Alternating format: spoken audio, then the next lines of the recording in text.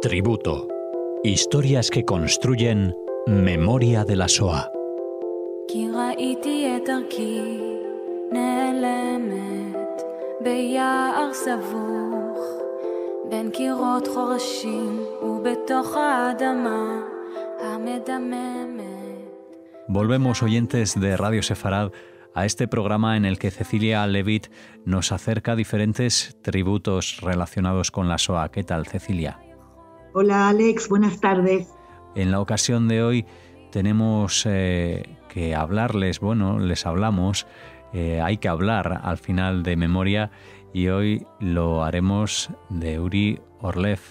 Exactamente, Alex. Uri Orlev seguramente a muchos de los oyentes les va a sonar porque es un escritor israelí muy famoso. A mí me ha acompañado, puedo decir, a lo largo de mi infancia y mi juventud, porque he leído sus libros, uno de ellos, El hombre del otro lado, o Corre, niño, corre, Lidia, la niña de Palestina, y hoy, que es Hanukkah, la noche de Hanukkah, para mí, Uri Orlev es luz. Y por eso le voy a dedicar este tributo a su historia, a su vida. Uri Orlev nació en Varsovia en 1931 bajo el nombre de Yarick Henryk Orlowski.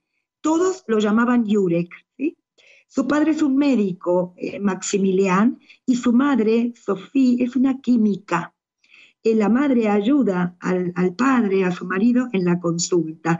Tiene un hermano pequeño llamado Kajik, que había nacido en 1933. Es una familia, podemos decir, asimilada. En su casa no se acostumbra a encender velas de Shabbat, ni festejar Rosh Hashanah.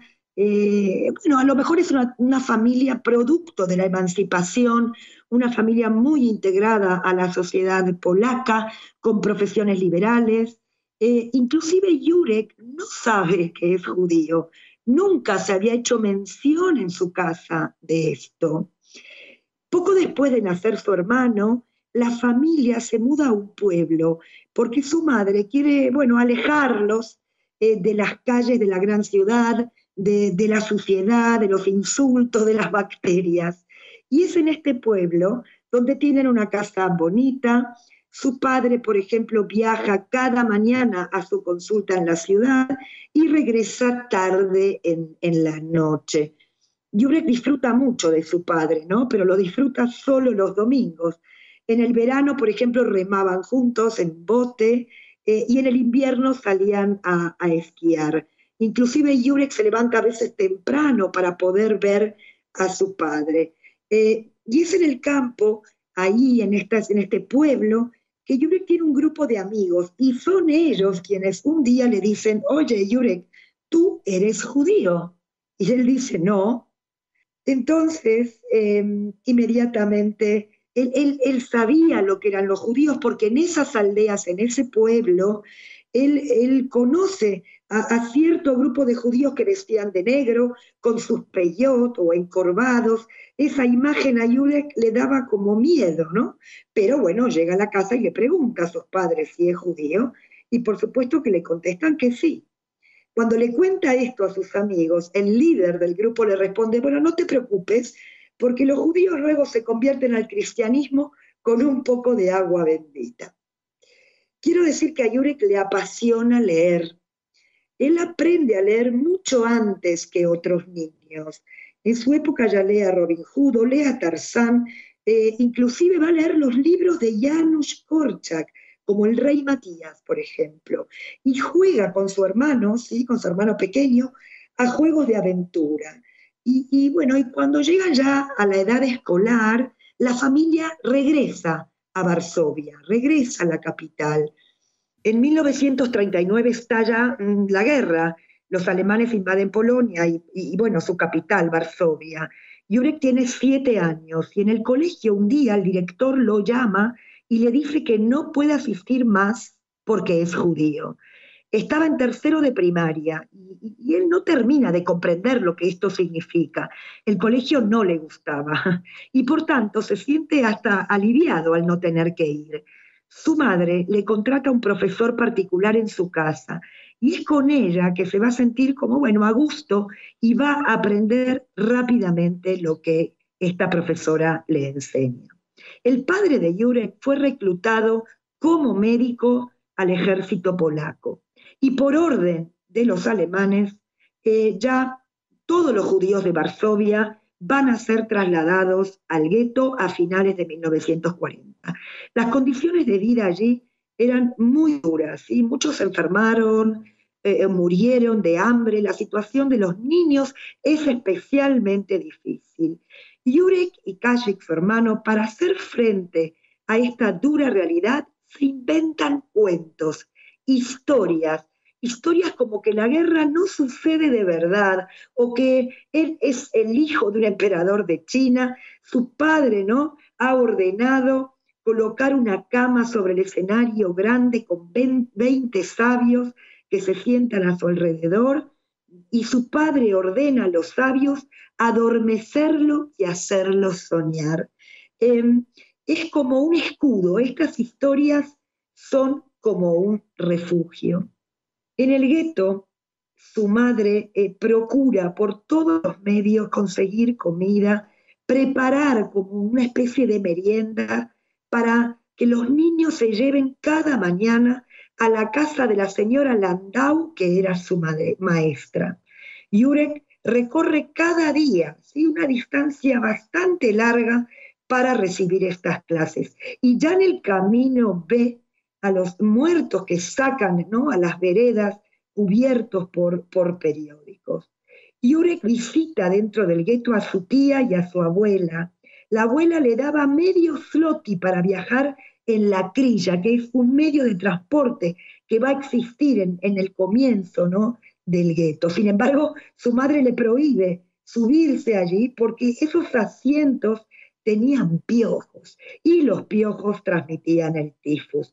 Pero Jurek quiere sentirse como un rey y muchas veces cogía la ricksha sin permiso, ¿no?, y se bajaba a cierta distancia de la casa para que su mamá no lo descubriera.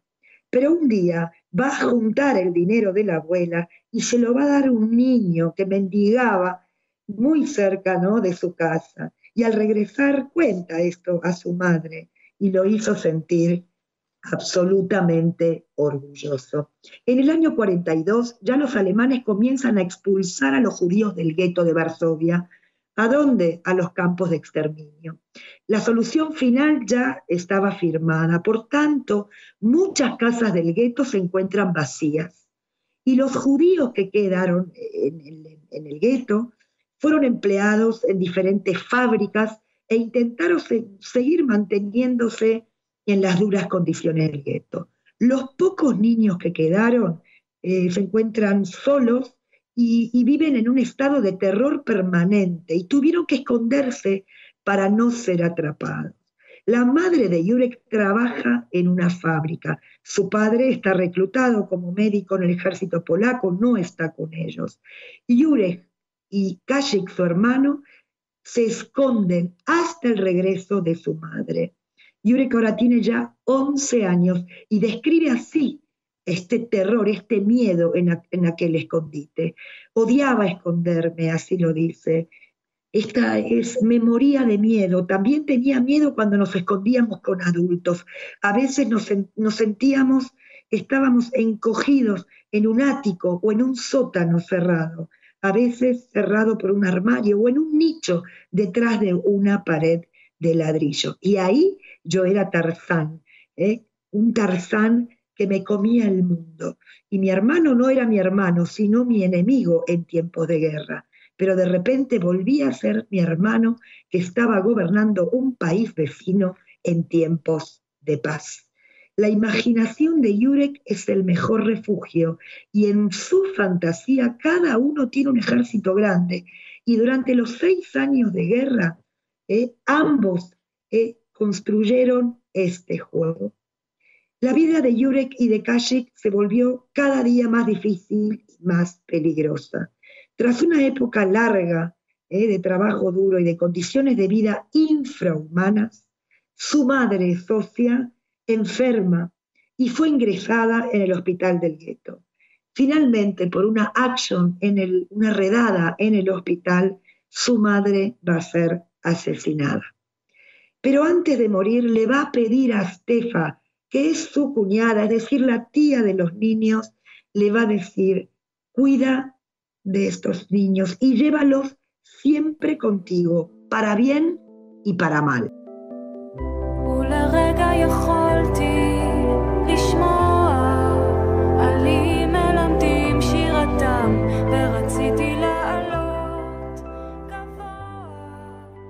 Al morir su madre, la tía Stefa logra infiltrar a Jurek y a su hermano en la zona polaca de Varsovia, ¿sí? Es decir, la zona aria. Ambos niños fueron escondidos en un pueblo, en un sótano oscuro durante largas semanas.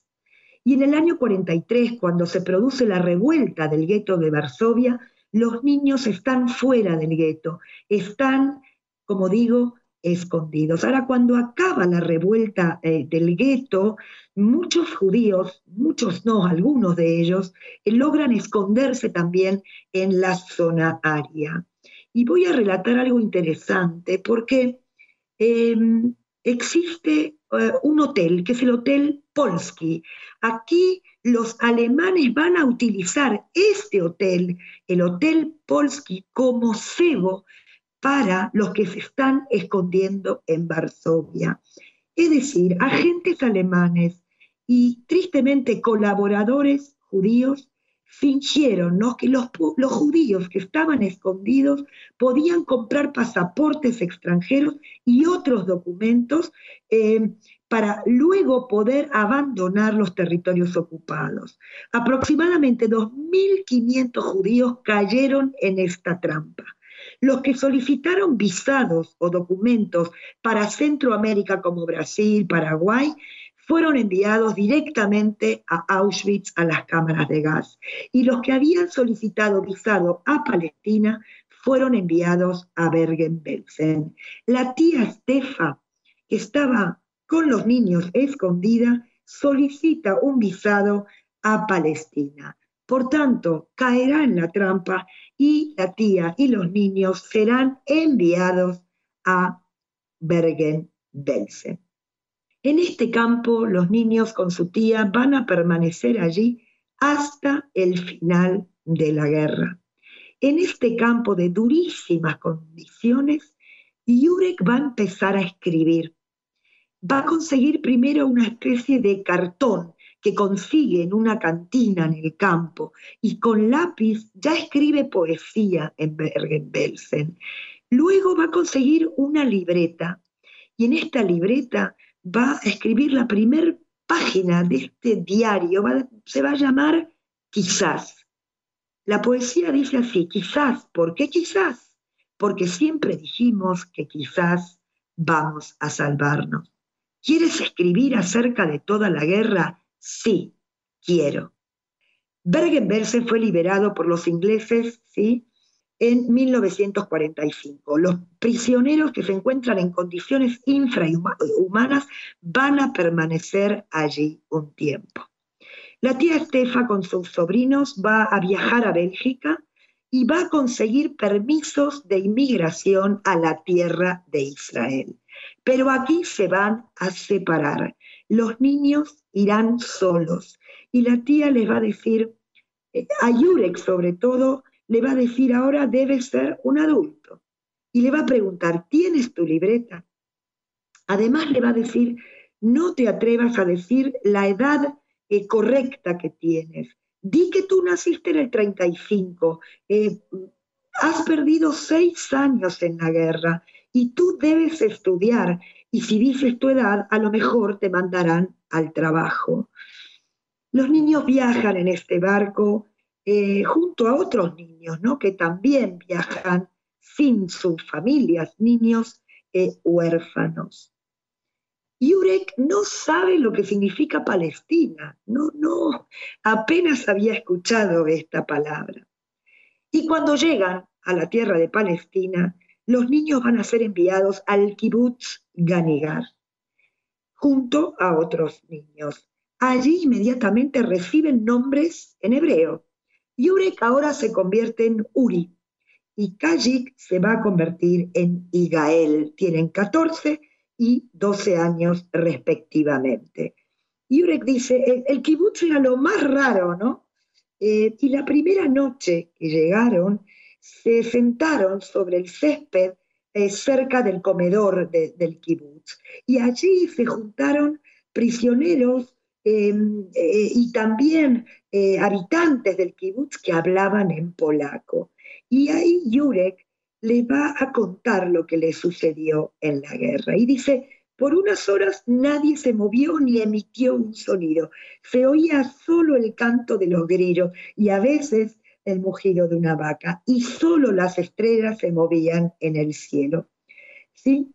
Así lo describe también en su autobiografía. Ahora este kibutz se va a convertir para Uri, ahora lo llamamos Uri, en su nuevo hogar. Y allí, en la escuela del kibutz, va a estudiar. Estos años se convierten para Uri en su segunda niñez. Allí florece, tiene amigos y sobre todo se va a apasionar por el cine, se va a apasionar por las películas que una vez por semana emiten ahí en el comedor del kibutz con una sábana blanca, ¿no?, de pantalla. Más tarde cogerá junto a un amigo un autobús, trenes, para ir a ver películas a otras ciudades. Se apasiona, es una obsesión. Y un día, viajando con este amigo, que el viaje era realmente largo, este amigo le dice, a ver, cuéntame lo que te sucedió en la guerra. Y cuenta detalladamente, ¿no?, lo que había pasado en la guerra a él y a su hermano. Y este amigo le dice, pero ahí tienes un libro, ya puedes escribir un libro. Y Yurek le dice, es que mi sueño es ser escritor y por supuesto que lo voy a escribir. Entonces Uri comprende, ¿no?, que al poner su historia por escrito, no solo inmortaliza su historia y la de su familia de la Shoah, sino que también lo ayuda a él a afrontar sus propios miedos del pasado. En 1957 ya va a salir a la luz el primer libro, que es una autobiografía. Ahora, él va a llegar a una conclusión, que él ya como adulto que es, no puede contar, no puede hablar de la Shoah, tampoco puede pensar sobre lo que le pasó, pero sí lo puede hacer como un niño. Dice, cuando me acuerdo, vuelvo a ser aquel niño que fui y todo vuelve a aparecer frente a mis ojos como sobreentendido. El hombre que soy ahora es muy frágil, es como pisar sobre un hielo, ¿no?, muy, muy, muy fino. Esa superficie se puede romper y si se rompe, puedo caer en un abismo y no podría regresar. Por tanto, se va a dedicar Uri a escribir literatura infantil. Va a ser el primer autor que va a hablar de la Shoah a los niños. Y entonces, realmente, como aquel niño que fue, escribirá sobre la Shoah.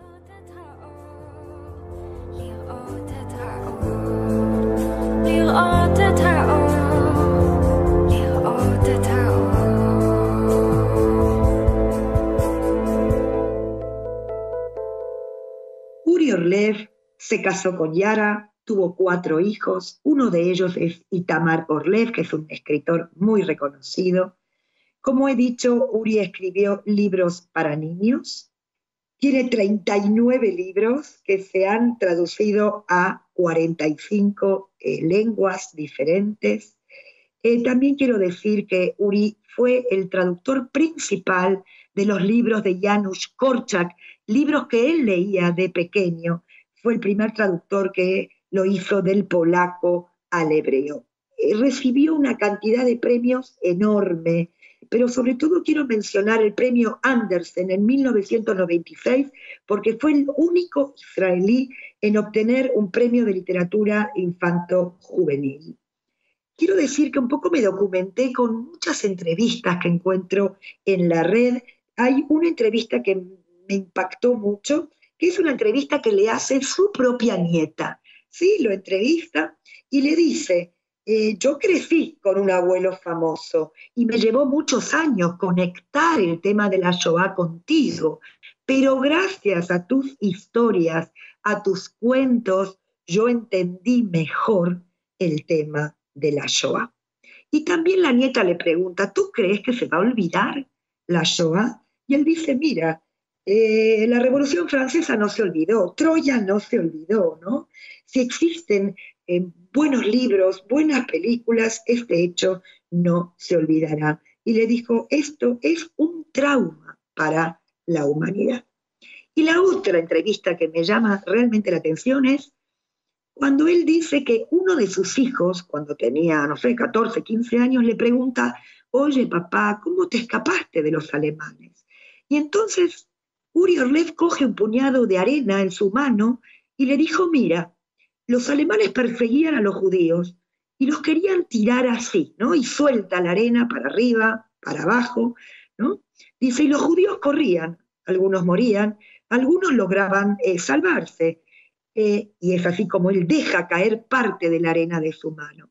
Aquellos que se escondieron aquí o allí como yo y mi hermano, constantemente nos caímos y nos volvimos a levantar. Y así pude escaparme del gueto. Y a partir de esta historia es que nace el libro Un puñado de arena. Y yo para ir cerrando este tributo a Uri Orlev, contarles que aquella libreta que Uri escribe en Bergen-Belsen la conserva hasta hoy en día. Uri Orlev vive en Jerusalén, tiene 90 años, sigue dando entrevistas y sigue contando sus historias con ojos de niño. Y yo digo que a pesar de su experiencia traumática y de su pérdida, no pierde, ¿no?, el potencial que tiene, inclusive con humor en todos sus cuentos. En sus cuentos hay historias, hay personajes que son malos, pero que luego se transforman en buenos. Ese estilo, ¿no?, convierte el tema de la Shoah, en algún punto lo convierte como más accesible y representa una voz humana. Voy a ir cerrando. Quiero decir dos cosas. El nombre Uri significa luz. Or significa luz en hebreo, ¿no? Mi luz. Y el apellido Orlev significa luz de mi corazón. Con lo cual en esta sexta noche de Hanukkah, yo te agradezco, Uri Orlev, por esa luz que sigue encendida, que nos ilumina y que nos transmite un mensaje de vida, de esperanza en un mundo mejor. Y para cerrar, hoy les voy a regalar una canción de Yehuda Poliker que habla, la canción dice, duele pero menos. Con lo cual la letra, es una letra muy bonita, dice, con los días se olvida como si no existiera, pero cuando la noche acecha te dice así, ¿no? Entre nosotros dice, menos pero duele. Que disfruten de este tributo, que disfruten de esta canción. Me despido. Hanukkah Sameach para todos. בימים זה נשכח כננו, אבל כשהערב עורב, אומר לך כך בינינו, פחות אבל עוד כואב, על מה שנפצע בי, נפצע והגליד, כמעט ואינני חושב, לומדים לחיות עם זה ככה, פחות אבל עוד כואב, לומדים לחיות עם זה ככה, פחות אבל עוד כואב.